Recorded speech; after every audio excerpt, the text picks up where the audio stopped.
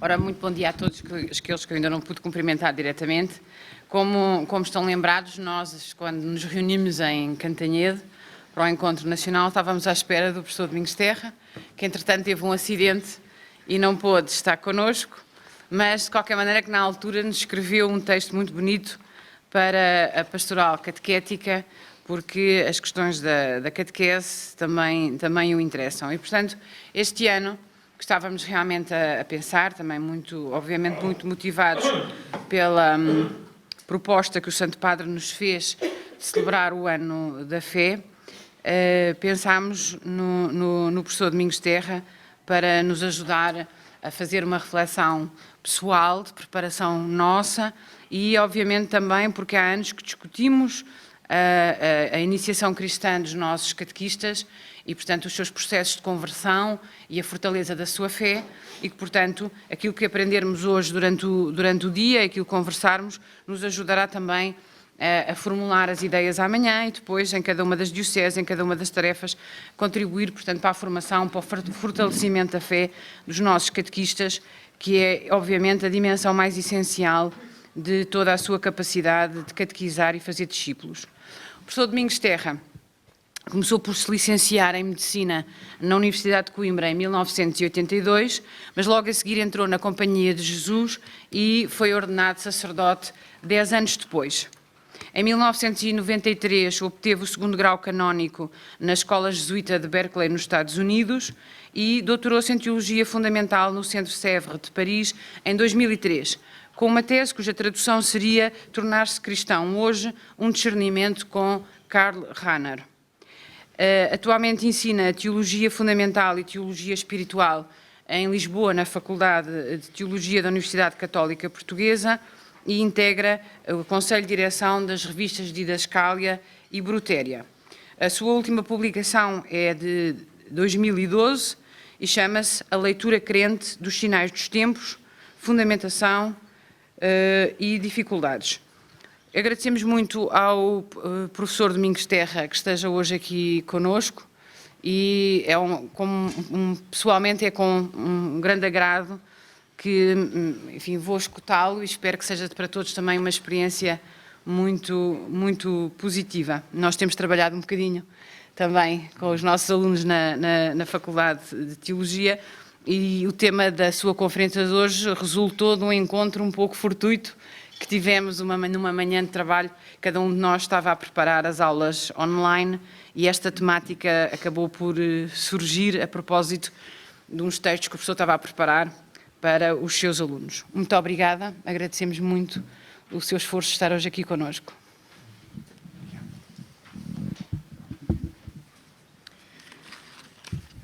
Muito obrigado, doutora Cristina. Muito bom dia a todos. Eu, à minha intervenção esta manhã, dei o título deste livro, que é do teólogo suíço Hans Urs von Balthasar, eu costumo dizer o Padre Balthasar, para simplificar, que escreveu um livro com o título Só o amor é digno de fé. Eu vou já explicar o que é este título. Se há coisa que é digna de fé, a gente olha para aquilo que Deus faz por nós, um amor de tal forma desmedido e louco, que é tido por loucura e escândalo aos olhos do mundo, um amor que chega ao ponto da dádiva na cruz, se há coisa que é digna de fé, é isto e não outra coisa. É daí, precisamente, o título deste livro e também, portanto, como consequência, o tema, o título da conferência desta manhã. A maneira que eu dei este título, Só o amor é digno de fé, pensar com Hans Urs von Balthasar, que é o autor deste texto. Eu vou dividir a minha intervenção desta manhã em 4 partes. A primeira será introdutória, ainda não é propriamente o pensamento deste autor, em que vamos ver um bocadinho como é que a fé cristã implica a percepção de um acordo entre duas realidades. A fé cristã, trocando por miúdos, é uma dança entre duas pessoas. Depois, a segunda, a terceira e a quarta partes, aí já será propriamente o pensamento de Balthasar.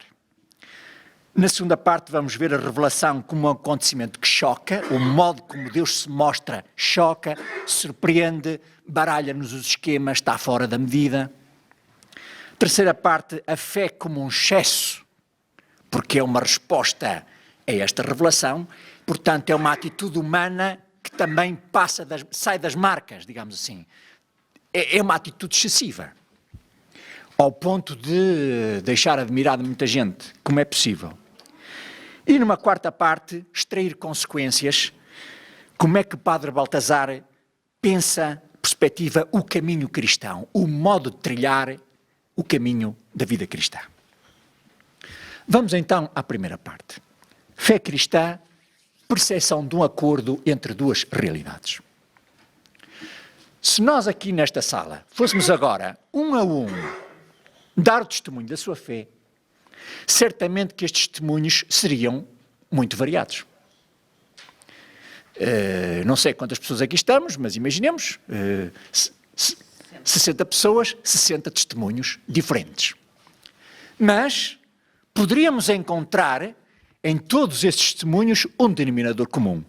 Ou seja, poderíamos perceber em todos eles que há a experiência de uma relação, ou de um acordo, ou de uma correspondência entre duas realidades. Que realidades são estas? Muito simples. Uma é aquela que nós próprios somos. Cada um de nós na sua existência concreta. A outra realidade é aquela de que a gente ouve falar e da qual vamos percebendo alguns sinais. Portanto, a fé nasce de uma relação ou de um acordo experimentado entre estas duas realidades. Este acordo, esta relação, esta correspondência entre estas duas realidades é aquilo que há de experiência fundamental em todas as nossas existências de fé. Nós estamos a falar em relação, estamos a falar em acordo, estamos a falar em correspondência e é a altura de trazer para aqui uma palavra bíblica, aliança. A fé cristã é um ato de aliança. Aliança entre estas duas realidades que estamos a falar. A fé cristã professa, declara uma aliança entre aquilo que se é por si mesmo, entre aquilo que cada um de nós é em si mesmo, e outra coisa que não é automática, nem é evidente. Se a outra coisa, a outra realidade fosse automática e evidente, isto entrava pelos olhos era fácil entrar pelos olhos de quase toda a gente, não é? E portanto quase toda a gente seria crente, se calhar toda a gente poderia ser crente, mas não é. Portanto, esta outra realidade não é automática nem evidente, não se impõe. Bom, eu vou dar 2 exemplos de testemunhos para ver como isto é tão simples e tão claro. Este testemunho já tem uns anos. Na altura, uma estudante de 22 anos que descobriu Jesus Cristo através do namorado, que é uma coisa bonita. Um jornalista está a entrevistá-la e o jornalista diz: a personagem histórica de Jesus tornou-se alguém para si? Resposta: eu descobri uma presença na minha vida.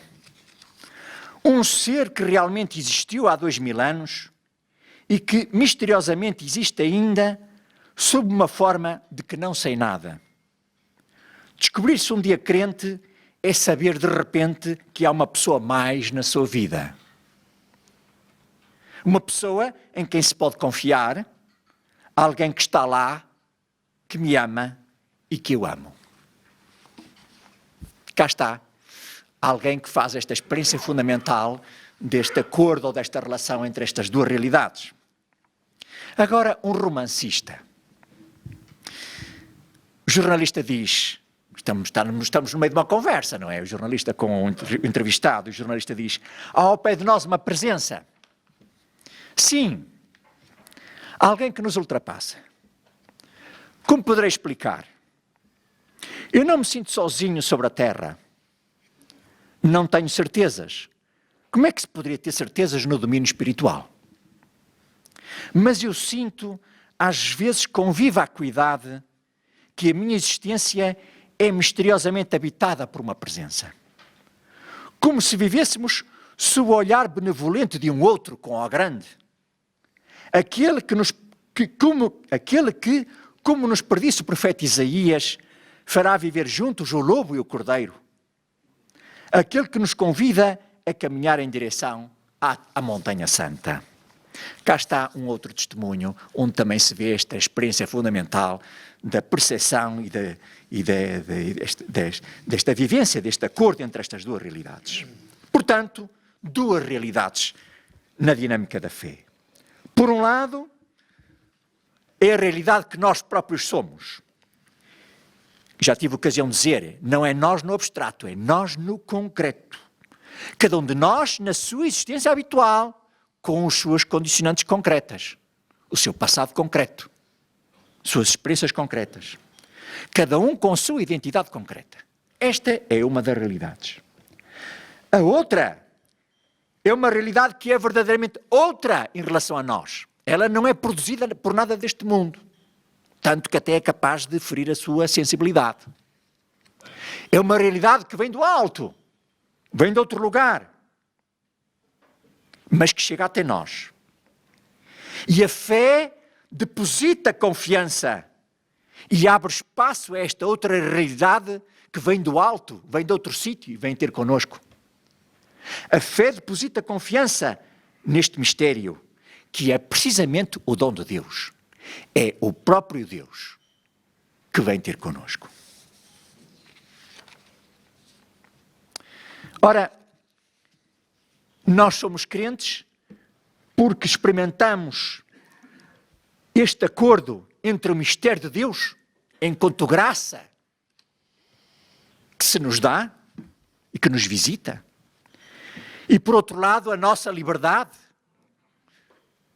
que é frágil. Perceber o acordo entre estas duas coisas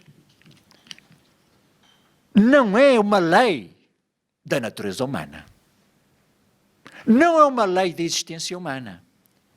Se perceber o acordo entre estas duas realidades, nós e Deus que vem ter connosco, fosse uma lei da natureza, toda a gente era crente. Mas não é. Não é uma lei da natureza. A percepção deste acordo existe em cada um de nós. Poderia não existir. Tanto assim é que muitos não chegam aí. Crer, de facto, é um acontecimento. Crer nas nossas vidas produz como um acontecimento. Nós queremos. Ponto final. A partir daí é que a gente começa a pensar porque é que crê, porque é que não sei o que vai. Mas a gente, de facto, quando cai na conta, crê. Está já a viver a fé. Lembram-se, talvez se lembrem, em 2004, 2003, 2004, no jornal Diário de Notícias foram trocadas umas cartas abertas entre o cardeal patriarca Dom José Policarpo e o falecido filósofo Eduardo Prado Coelho, os diálogos sobre a fé. Bom, isso foi publicado em livro, parece que está esgotado pela editorial Notícias. Bom, a determinada altura, o cardeal patriarca diz, quer dizer, Deus para nós, crentes, não é uma conclusão, não é? A gente raciocina, faz muitos raciocínios e no fim, Deus. Então Deus, estás a ver? Então agora também tens que acreditar, isto não vai assim, a gente não convence ninguém assim. Quer dizer, Deus para nós é um acontecimento. Entrou nas nossas vidas, ponto final. A partir daí a gente cai na conta disso e extrai as consequências. Portanto, perceber o acordo entre estas duas realidades não é uma lei da natureza, é um acontecimento. Poderia não existir, acontece que nas nossas vidas, de facto, existe. Mas, se a percepção deste acordo entre estas duas realidades não é uma lei da natureza, também não é uma coisa, permitam uma palavra estapafúrdia, não é uma coisa do planeta Marte, uma coisa extraterrestre. É uma coisa que tem ponta para onde se lhe pegue, tem razão de ser. Deus sabe ao que vem quando vem ter connosco. Deus, quando vem ter connosco, sabe que vem visitar um terreno que tem, de alguma forma, está preparado, se houver disponibilidade, está preparado para o ouvir. Portanto, os crentes percebem que há uma correspondência entre o mistério de Deus, que chega como dom, e eles próprios. Este mistério de Deus não chega até nós, não chega ao encontro da nossa liberdade, de uma maneira completamente arbitrária. Este mistério de Deus chega até nós, ao encontro da nossa liberdade, com a noção de que cada um de nós é um terreno de preparação para escutar o mistério e acolher o mistério. Portanto, para concluir esta primeira parte, a fé cristã, por um lado, é um dom que não se funda em nós mesmos. É um dom que vem do alto. Mas, por outro lado, a fé corresponde àquilo que nós próprios somos. A fé cristã corresponde à maneira como o ser humano está feito. Corresponde à maneira como ele está estruturado. O ser humano, de facto, está, à partida, estruturado de uma maneira em que ele tem uma abertura do horizonte infinito ao transcendente. É assim que ele está feito, foi assim que o Criador o fez. Portanto, este é o terreno de preparação para acolher o mistério de Deus. Portanto, a fé cristã não é um dom que se funda em nós mesmos, mas é uma realização que corresponde àquilo que nós próprios somos. A fé é uma realização, é uma realidade que, sendo inesperada, vem a propósito daquilo que nós próprios somos. Ora, na origem desta fé está um ato de Deus. Deus tomou a iniciativa. Deus manifestou-se, comunicou-se, revelou-se. Está uma palavra que a gente considera como palavra da revelação. E esta revelação é um encontro entre duas pessoas.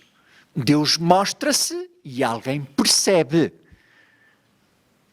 Não basta, reparem, o que é isto? A gente muitas vezes tem esta ideia, Deus revelou-se aqui e eu agora diz, agora espera aí e tal, eu vou ali para fora da porta, vou pensar e às tantas nasce a fé ali atrás da porta. Não, quer dizer, a gente não pode separar a revelação da fé. Basta olhar para os primeiros discípulos, os apóstolos, quando eles perceberam o Senhor ressuscitado, houve um ele vive, é que naquele mesmo momento abriu-se-lhes os olhos, houve ali a revelação e houve ali também a fé. Quer dizer, à luz do Concílio Vaticano II, nós não podemos distanciar a revelação da fé. Quer dizer, há uma só realidade. Qual é esta realidade? É o encontro entre Deus e nós. Agora, a revelação e a fé são os dois lados da mesma moeda, são as duas faces da mesma moeda. Digamos, a revelação é a parte que Deus joga neste encontro e a fé é a parte que o ser humano joga neste encontro. Portanto, Deus revela-se e nós respondemos afirmativamente. A fé, portanto, é como que o lado humano deste encontro entre Deus e o ser humano. A revelação, à luz do Concílio Vaticano II, é uma pessoa. É uma pessoa. Deus revela-se através de Jesus Cristo. Portanto, no momento inicial, na raiz da fé, está uma iniciativa de Deus. Deus tomou a iniciativa, Deus mostrou-se o ato da revelação. Uma pessoa. Vamos então agora entrar propriamente no pensamento deste autor, o Padre Baltazar, e ver a maneira como ele concebe a realidade da revelação. A revelação como um acontecimento que surpreende, choca. A fé cristã experimenta naquilo que é dito como revelado uma pretensão divina original. É qualquer coisa muito original. A fé cristã tem a noção de que, quando é Deus que fala, é qualquer coisa de muito original. Qualquer coisa que nada neste mundo se libraria de dizer uma coisa daquelas. É uma pretensão de tal forma original que muitas vezes ela até nos parece abusiva. Como a gente às vezes diz, Deus mete-nos em cada uma, que até parece duas, não é? Só Deus se podia lembrar disto. É que muitas vezes esta pretensão divina original é tão original que até nos parece abusiva, parece demais, é uma coisa excessiva. E esta palavra precede a fé. E é esta palavra que parece abusiva, à qual a fé ousa, tem a ousadia de fazer confiança.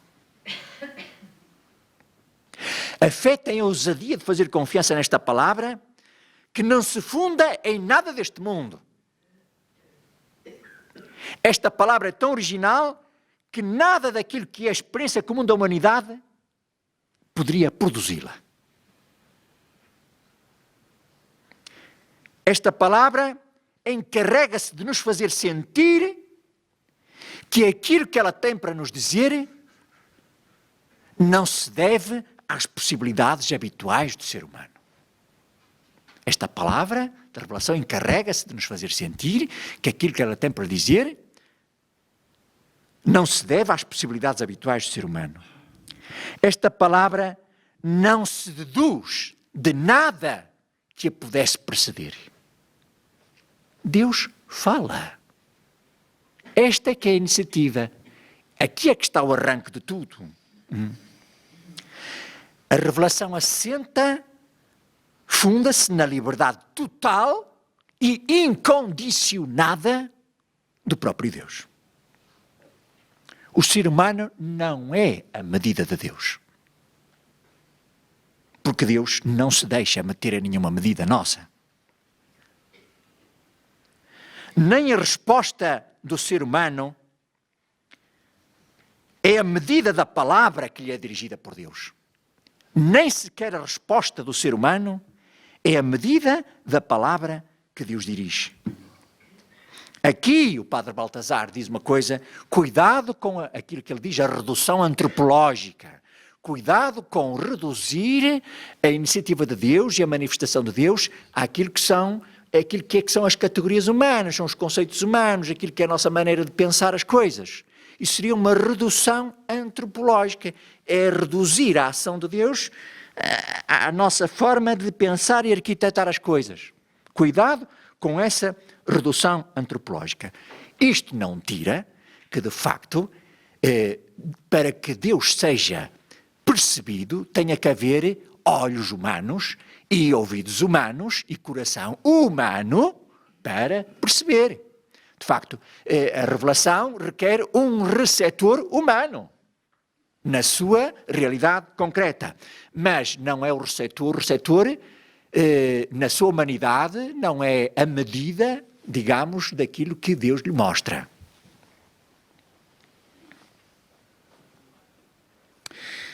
Padre Baltazar diz que a revelação é amor e glória, chama-lhe amor e glória. O amor desmedido, louco, que chega ao ponto da cruz. E para ele, este amor é sinónimo de glória. E ele faz questão de fazer esta igualdade entre amor e glória, para que assim a gente perceba que este amor é só de Deus. Com esta loucura, com este caráter desmedido, só de Deus. Aí está a sua glória, só dele. É ele que se mostra. Ele mostra quem é. Aqui está o seu amor e a sua glória. Portanto, garantir que este amor que vem de Deus, que se nos mostra, é transcendente. A credibilidade deste amor divino é interior à própria revelação divina.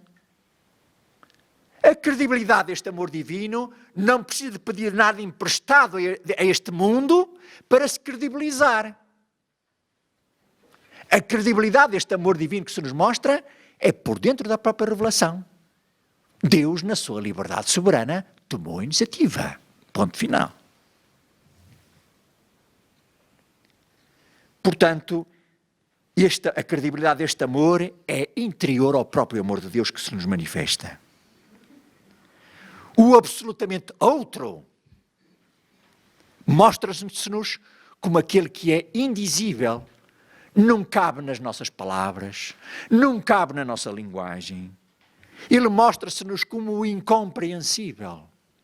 Nós procuramos perceber, e é bom que procuremos perceber, mas também termos a humildade de perceber que a inteligência humana pode o que pode e não pode mais do que o que pode. Até na altura é reconhecer que estamos diante do mistério.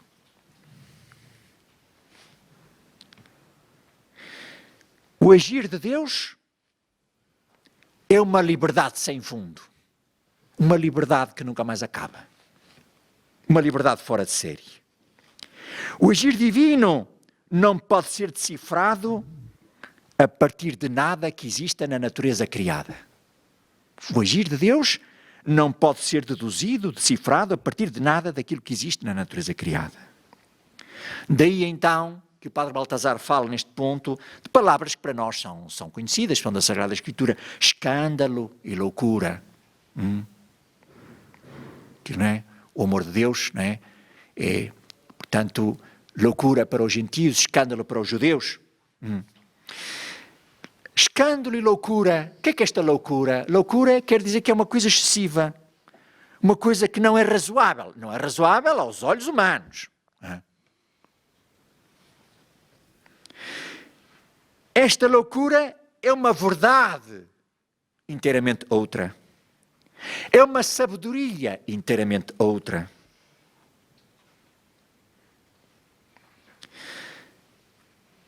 E, portanto, esta sabedoria e esta verdade inteiramente outras, isto vem ao encontro do ser humano. Mas este encontro não se pode dar em nenhum ponto onde o ser humano estivesse já à espera. À espera de Deus para depois tentar, permitam a palavra, domesticá-lo ou metê-lo dentro dos seus conceitos, da sua própria capacidade de compreensão. Não.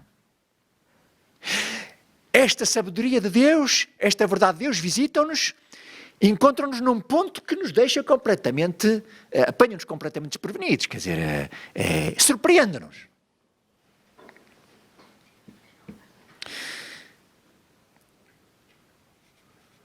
Mas o que é certo é que este encontro entre Deus e o ser humano, apesar de ser surpreendente, ser inesperado, tem que se produzir claramente diante dos nossos olhos.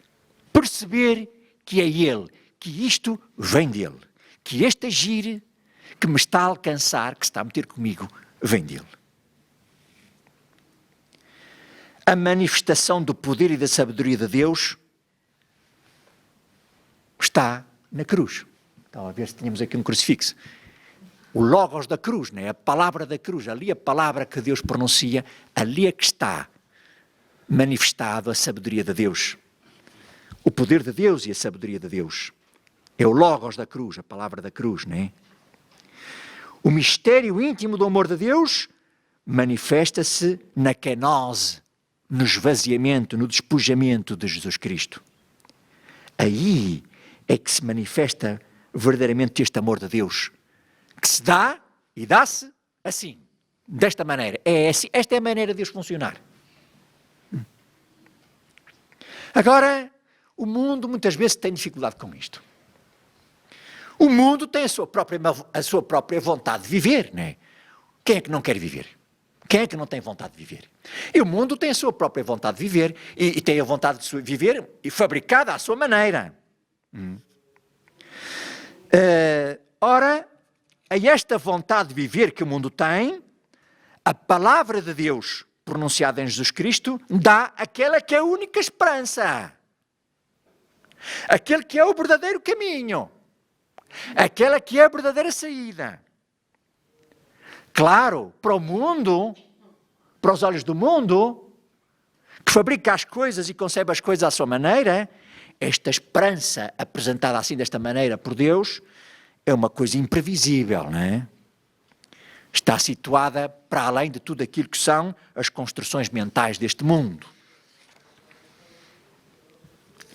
Mas o que é certo é que esta palavra de Deus, assim imprevisível, é que é a verdadeira saída, a verdadeira resposta para a vontade de viver que o mundo tem. Este mundo muitas vezes cai no desespero porque não sabe, porque lá está, luta, luta, luta, pensa, pensa, pensa, mas não sei o quê, até na altura é perceber, olhar para a dádiva de Jesus na cruz.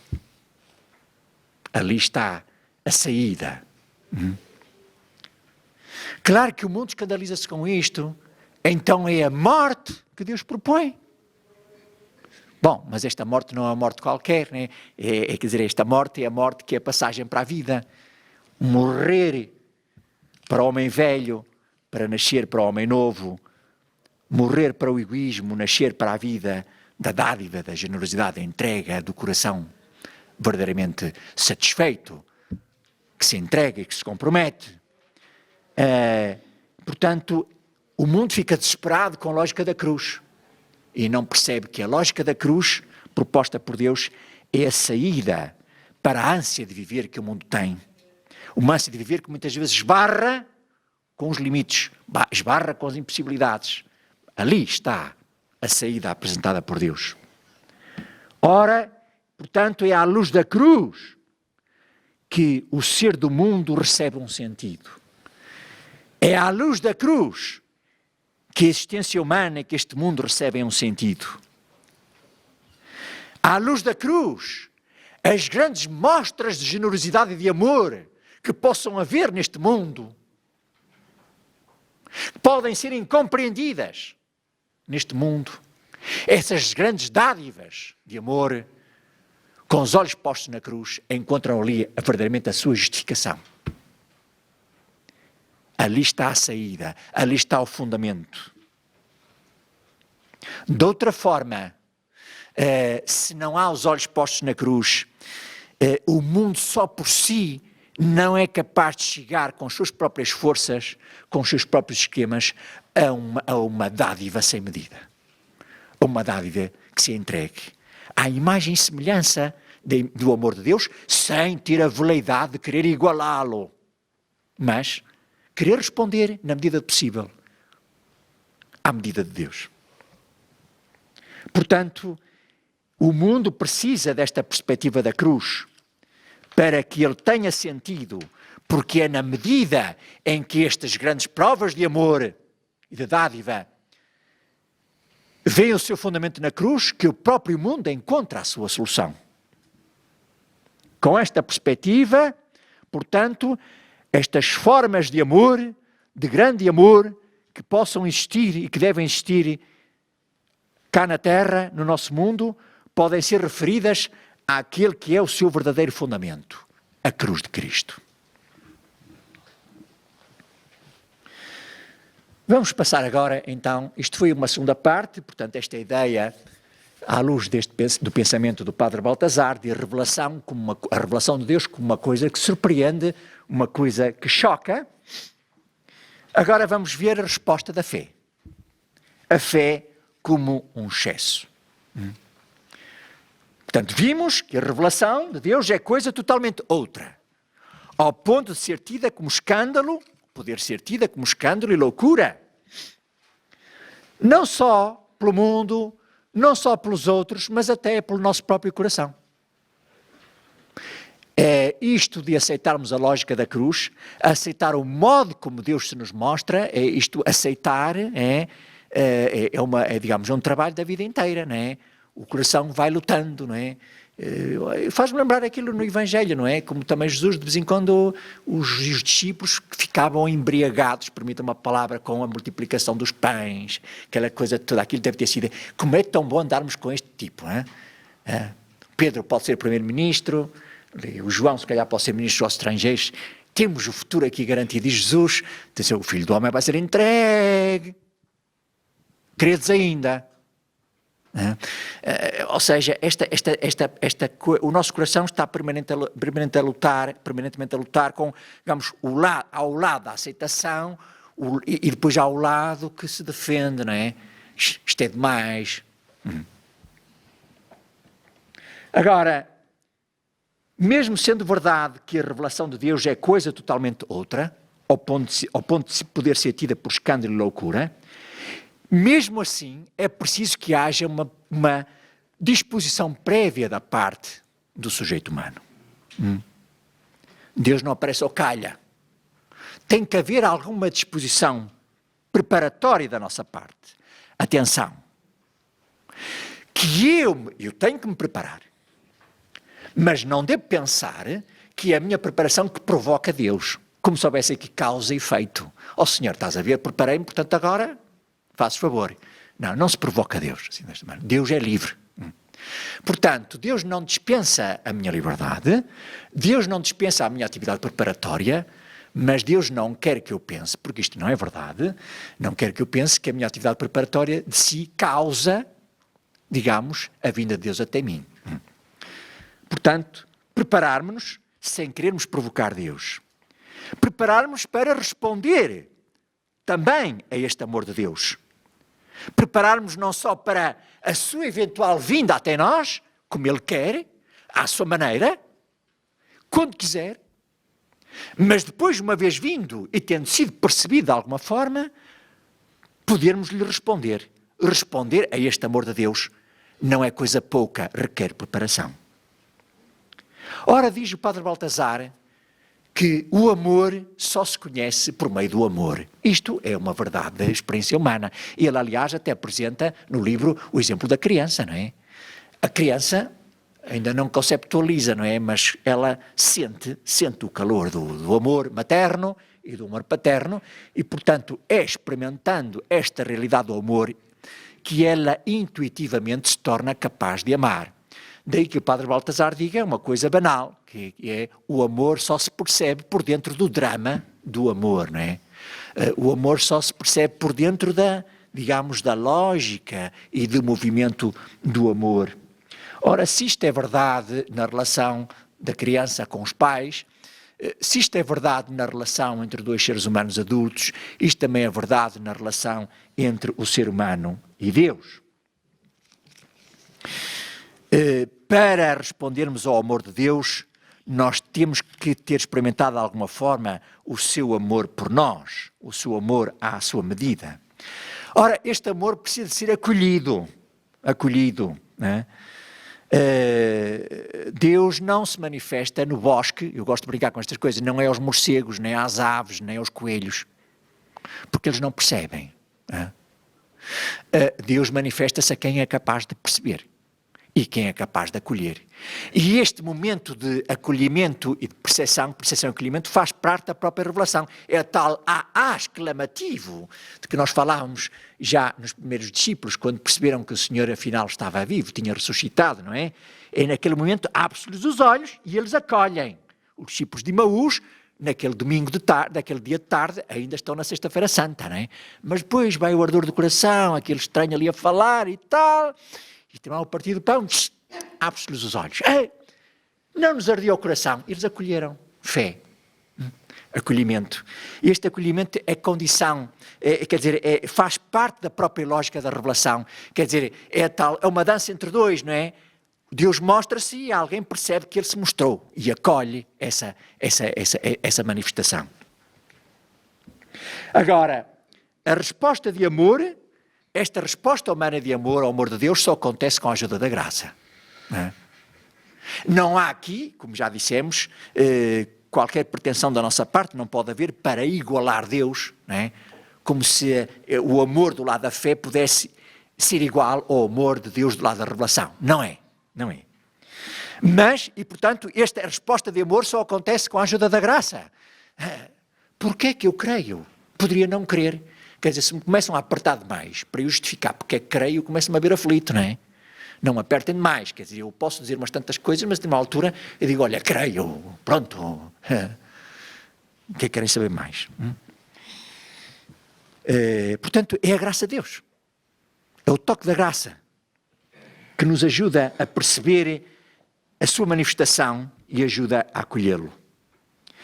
Esta resposta de amor não pode, como repito, querer ser igual ao amor que Deus tem por nós, seria soberba da nossa parte, mas tem que ser um amor que de alguma forma se adequa ao amor que Deus nos tem.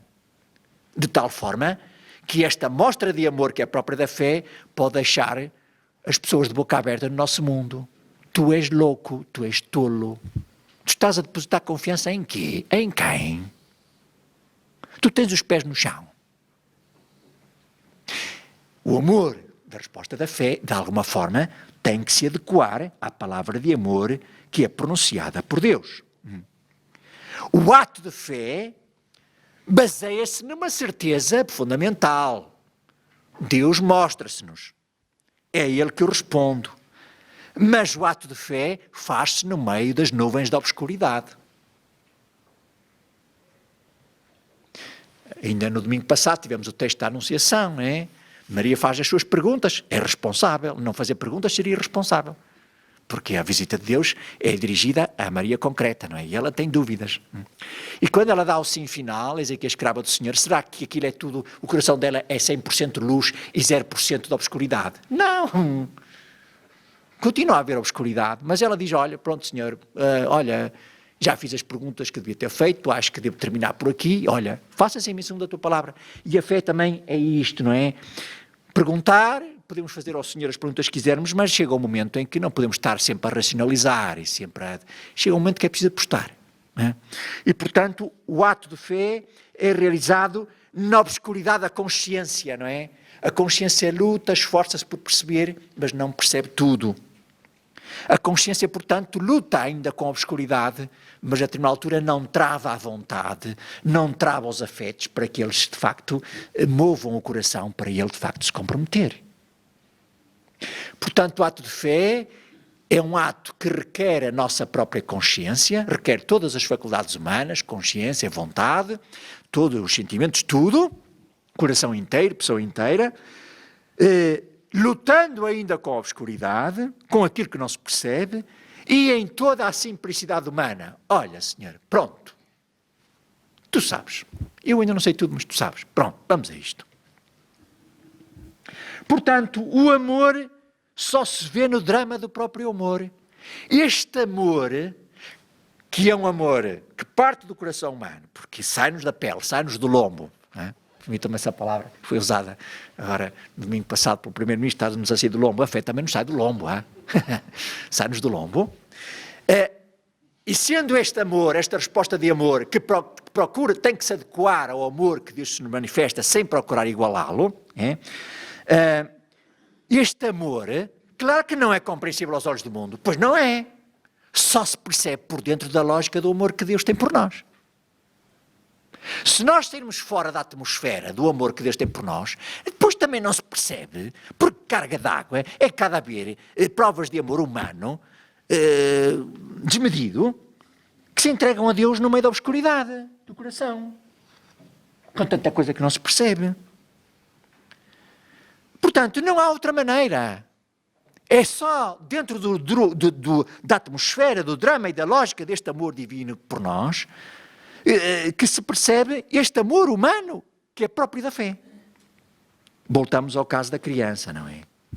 Portanto, temos aqui dois amores, não é? O amor de Deus, mostrado no ato da revelação, e depois o amor da nossa parte para com Ele, mostrado da nossa parte com a resposta e com o acolhimento. A fé. Claro que se a fé é a resposta a este amor louco que chega ao ponto da entrega na cruz, a fé vai ser uma coisa altamente exigente. É. Ninguém diz o contrário. A fé é deixar o caminho livre a Deus. É a criatura deixar o caminho livre ao Criador. Deixar o caminho livre é um risco. Mas é isso. Deixar em si o espaço livre para Deus.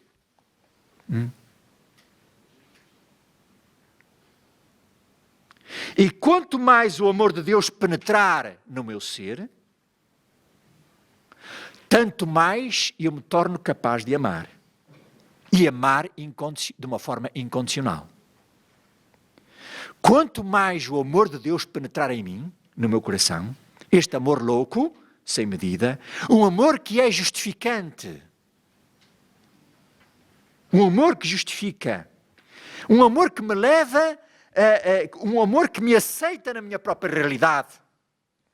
Vejamos como é que foi o amor de Jesus nos Evangelhos. Mulher, ninguém te condenou, eu também não te condeno.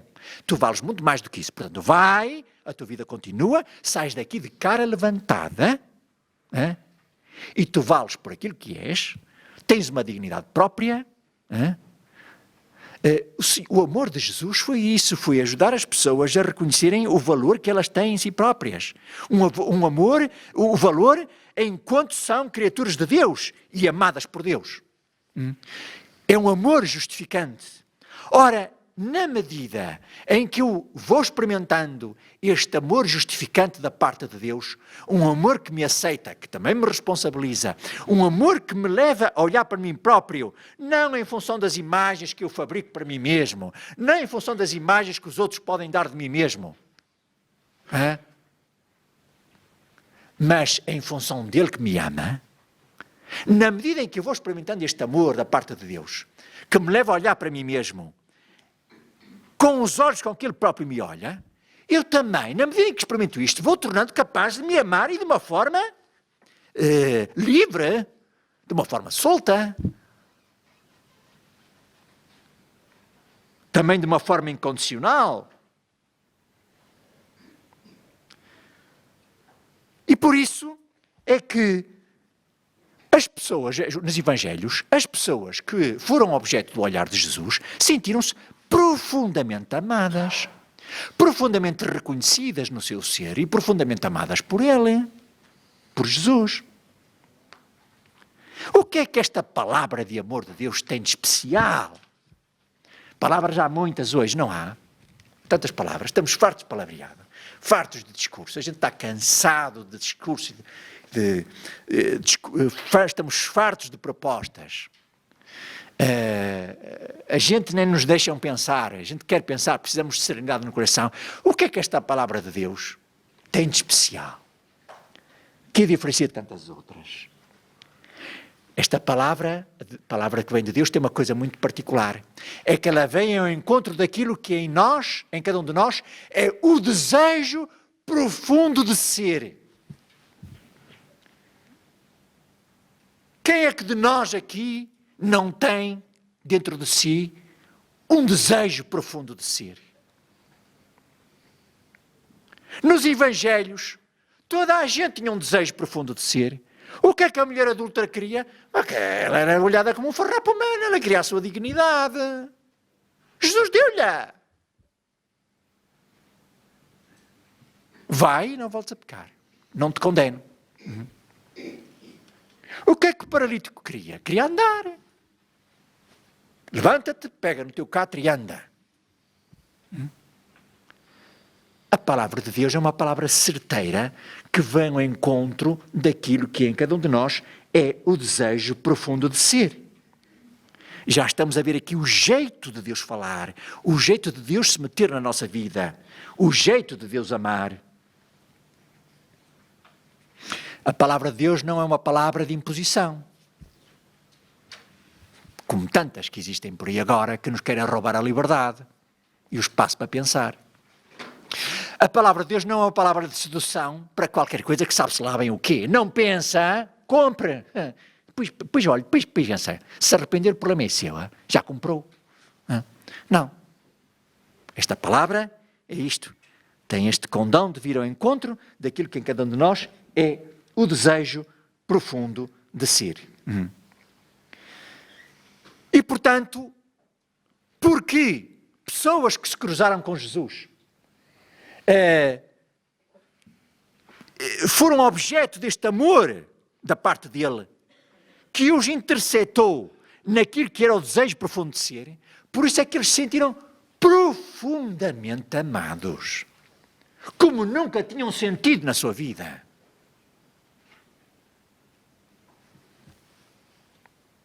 O amor de Deus foi derramado em nossos corações pelo Espírito Santo que nos foi concedido. Romanos 5:5. O amor de Deus foi derramado em nossos corações pelo Espírito de Deus que nos foi concedido. Mas os discípulos e aqueles que se cruzaram com Jesus e foram objeto deste amor que os interceptou no seu desejo profundo de ser, não se sentiram apenas profundamente amados. Eles sentiram-se profundamente reconhecidos por Ele, e ao perceberem-se profundamente reconhecidos por Ele e profundamente amados por Ele desta maneira, tornaram-se eles próprios capazes de amar também de uma maneira bonita, de uma maneira grande.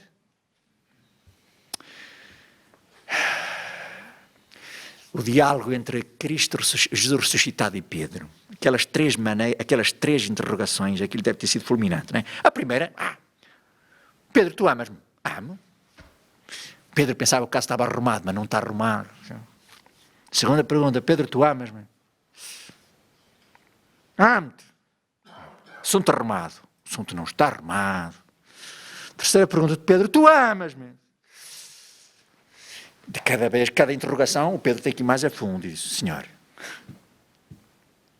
sabes bem que te amo. O que é que o Pedro está a dizer? Senhor, tu conheces-me, conheces as minhas fraquezas, eu não te neguei-te e já fiz muitas coisas, tenho muitos pecados, muitas limitações. Senhor, mas olha, tu de facto deste-me muito, deste-me tudo, vieste ao encontro do meu desejo profundo de ser, mudaste-me a vida, senti-me profundamente amado, reconhecido por ti, e eu vejo o valor que tenho em função de ti, que me amas e da maneira como me olhas, Senhor. Olha, aqui estou eu, nas minhas limitações, Senhor, tu sabes que eu te amo. Pronto. Agora estás em condições de ser meu discípulo, hein? Não era o Pedro que se armava em carapau de corrida, não é? É o Pedro humilde, conhecedor das suas fraquezas.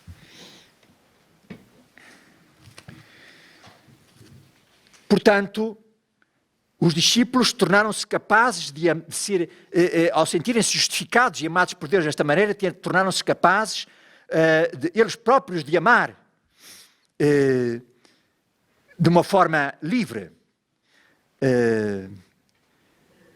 Nós vemos isso também em várias passagens da Sagrada Escritura. Ora, a fé cristã é, portanto, uma iniciação a este amor de Deus.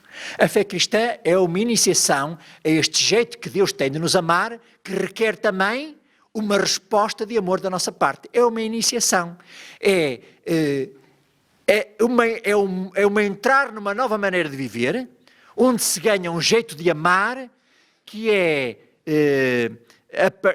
que nos vem a partir de Deus, é interiorizado com a ajuda de Deus, da sua graça.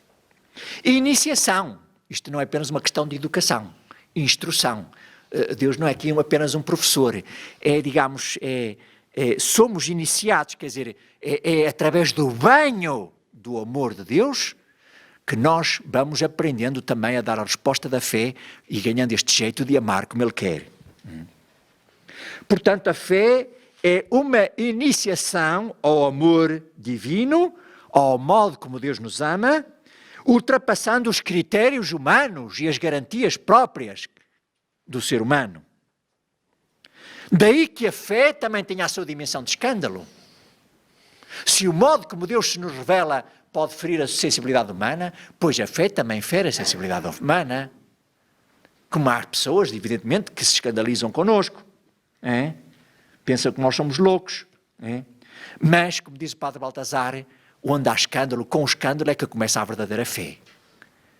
A fé tem a sua dimensão de escândalo. Se não existe a dimensão de escândalo, algum problema existe com a fé. A fé é um amor inimaginável.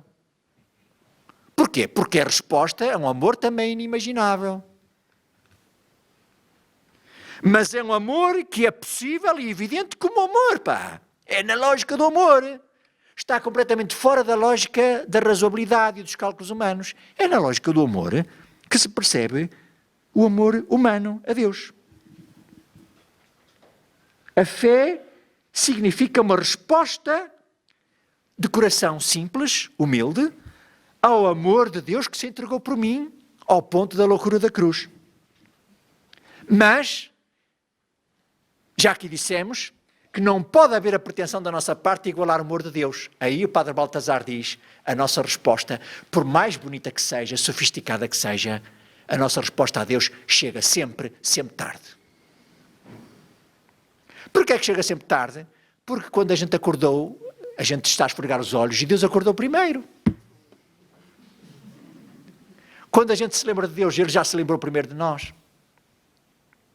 No Evangelho de São João esta ideia está muito bonita, não é? Quer dizer, eu dou um passo na direção de Deus e que eu descubro que Ele já vem na minha direção. E se eu dou um novo avanço na direção de Deus, Ele responde com um novo avanço para mim. É a iniciativa de Deus. Deus é que está sempre... A primeira iniciativa é sempre dele. Não quer dizer que eu também não a tenha, mas a minha iniciativa é a iniciativa segunda, a iniciativa número 2. A iniciativa número 1 é dele.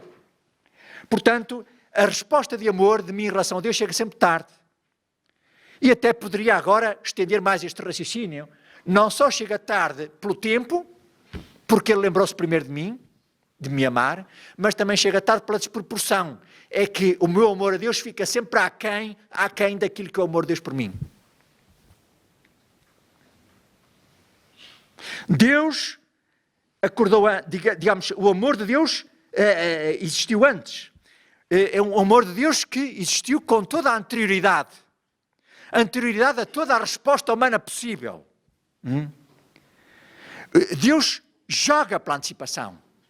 Joga pela anterioridade. Anterioridade a toda a resposta humana possível. E a todo o congeminar de toda a resposta humana. Deus é anterior a isso tudo. O seu amor antecipa-se. Eu termino quando for preciso terminar. Portanto, a doutora Cristina está à vontade. Porque depois continuamos. Portanto, não há problema. Quando for preciso, paramos. A fé volta-se para a incompreensibilidade do amor de Deus. Tem a noção desta dimensão da incompreensibilidade do amor de Deus. Um amor que nos supera e que se nos antecipa. E a fé volta-se para este amor assim incompreensível e que nos surpreende e nos choca. Este amor, com o amor que Deus tem por nós, desmedido, é o único que é o fundamento da fé. Porque é que eu amo Deus? Porque é que eu respondo de uma forma afirmativa e acolhedora a Deus? Porque sim. E a base disto é o amor que Ele tem por mim. É o quê? O amor que Deus tem por mim é o único quê, a única base, o único fundamento em que assenta a fé. Não vale a pena agora começarmos para aqui a intelectualizar as coisas. Crer é só amar. Nada pode e deve ser querido a não ser o amor. Este amor que Deus tem por nós. Este amor de Deus por nós é o peso da fé.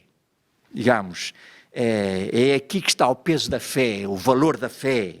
É este amor que Deus tem por nós e que requer uma resposta de amor adequada. Este amor de Deus por nós é a obra da fé, né? Aqui é que está a razão de ser da fé. Toda a sua riqueza, todo o seu valor. Querer é amar. E amar absolutamente, sem reservas. A nossa resposta a Deus tem que ser sem reservas. Amar a Deus, querer de uma forma incondicional. Sem que haja nada por trás a justificar este amor produzido por nós próprios, não é? Para ficarmos mais contentes. Não. É um amor que se dá antes de começar para aí a congeminar e a fazer as suas construções mentais. As construções mentais, os conceitos humanos vêm depois, no momento segundo. Mas primeiro a gente entrega-se. Portanto, amar a Deus desta forma também incondicional, como fim, contra tudo o que a nossa experiência de vida nos possa fazer sentir como provável. Diz, tu és doido? Com que base é que tu te entregas assim na resposta da fé desta maneira? Olha que tu não sabes o dia da manhã. Portanto, comprometer-se com Deus, responder-lhe afirmativamente, de uma forma aceitadora, confiante, contra tudo o que a nossa experiência de vida possa fazer sentir como provável, né? Contra os medos, contra as probabilidades, contra tudo. Temos um professor na Sagrada Escritura, eu chamo-lhe o professor Jó. Eu às vezes escrevo no quadro das aulas, professor Jó aqui, hoje, vamos falar como é que a gente há de lidar com Deus, mistério incompreensível. Bem, ponho na ponta do quadro, professor Jó, letra amarela, que é para a gente olhar para ali, não é? Diz o padre Baltazar uma coisa muito bonita. O que mais deveria chocar ao não cristão, na fé do cristão, é que a fé do cristão se aventura demasiado. O que mais deveria chocar ao não cristão, na fé do cristão, é que a fé do cristão se aventura demasiado. O que é que há de específico no cristianismo? Qual é a mais-valia? Hoje fala-se muito na economia, o valor acrescentado. Eu não sou economista, mas esta linguagem entra pelos olhos dentro, não é? Pelos ouvidos, o valor acrescentado. Onde é que o cristianismo acrescenta valor? Onde é que está a diferença cristã, não é? O caráter específico do cristianismo. Será que o mundo está à espera de nós de respostas simplesmente para as grandes questões de existência, mas o mundo também se vira para um lado e para o outro, procurando encontrar respostas para as grandes perguntas de existência. O mundo procura encontrar respostas psicológicas, sociológicas, biológicas. Será que é simplesmente encontrar respostas para as grandes questões de existência que aí está a especificidade do cristianismo? Há muitos que não são cristãos que também trabalham nisso. O próprio mundo também produz respostas para isso. Então, onde é que está a tarefa autenticamente cristã? Aquela verdadeira diferença cristã. Diz o Padre Baltazar, certamente que a tarefa autenticamente cristã não é simplesmente tratar das questões limite, das questões fronteira, né? Das questões últimas da vida. Né? Porque isso seria continuar a ver as coisas a partir de nós. Somos nós a esgadanhar, nós a cavar terreno, nós a vanquer, nós a procurar, nós a buscar. Há muita gente fora da fé cristã que também busca o sentido, a razão de viver, a verdade. Portanto, aquilo que é a tarefa especificamente cristã, diz o Padre Baltazar, não é simplesmente tratar das questões limite ou das questões fronteira. É tratar das verdades que procedem do centro. O que é o centro? É Deus, o seu amor por nós. As verdades que procedem do centro. Verdades que ferem, surpreendem, fora de série, desmedidas. A tarefa autenticamente cristã é tratar destas verdades que procedem do centro, que é o próprio Deus que se nos mostra. Tratar, portanto, das verdades que procedem do mistério, do amor com A maiúsculo de Deus. Para podermos dizer estas verdades com uma clareza sem sombra e com uma profundidade convincente, nunca será demasiado tarde prepararmos-nos, diz o Padre Baltazar. Portanto, nunca é demasiado tarde para prepararmos-nos para, digamos, apresentar ao mundo e ao ser humano de hoje estas verdades que procedem do centro, que é o próprio mistério de Deus.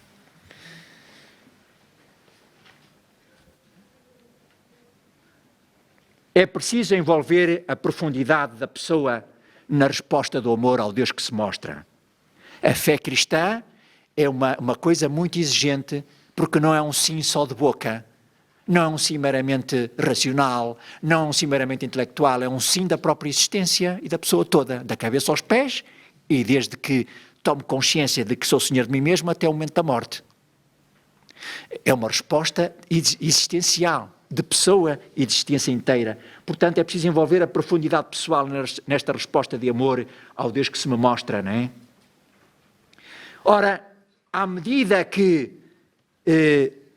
nós vamos amando Deus, nós vamos ganhando uma experiência dele.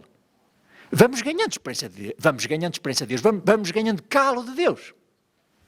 Vamos ganhando um conhecimento de Deus. Nós não somos parvos, permitam uma palavra. Nós temos a noção daquele a quem nos entregamos. Claro que há ainda ao lado da obscuridade, Deus é mistério, mas a gente também o aceita como mistério. Mas a gente vai conhecendo Deus por dentro da fé e por dentro desta lógica do amor. Vamos ganhando a experiência dele, vamos ganhando, aumenta o conhecimento que temos dele e, portanto, a fé vai se tornando cada vez mais central, uma fé cada vez mais autêntica, cada vez mais um abandono cada vez mais radical na evidência única do próprio Deus. É Ele que fala. E porque é Ele que fala, eu respondo. Eu acho que parava aqui. Também acho que sim, que é uma boa altura, não só para carregar as baterias da carteirinha,